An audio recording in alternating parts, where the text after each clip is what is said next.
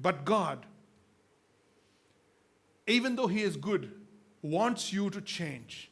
He wants you to deal with your anger, because anger is the worst emotion, most destructive, self-destructive emotion. Anger leads to sin. Sadness doesn't lead to sin. Grief doesn't lead to sin. Excitement doesn't lead to sin.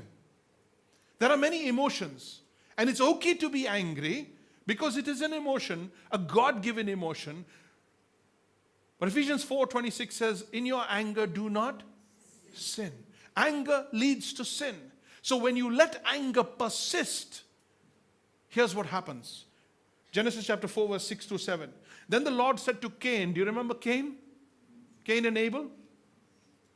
Then the Lord said to Cain, why are you angry? Interesting counseling question that God seems to ask generation after generation after generation. Why are you angry? And why has your countenance fallen? Why are you sad? Why are you angry? And why are you sad? Because you can't be angry and happy at the same time. Does not work. If you do well, will not your countenance be lifted? If you do what's right, won't you be happy? And if you don't do what's right, then sin, underline that, is crouching at the door. Sin is knocking at the door. Its desires for you, and you must master it. When you are angry, sin knocks on your door, because that's the time you're the stupidest.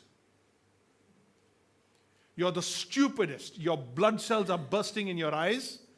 Your mind can't think right. And that's when Satan can get you to do anything he wants. And you are a vulnerable, soft, pliable instrument in his hands. And that's when you do the most damage to your marriage, the most damage to your children, the most damage to your own psyche and your own self-control, self-image. That's when you do what really makes you feel like later.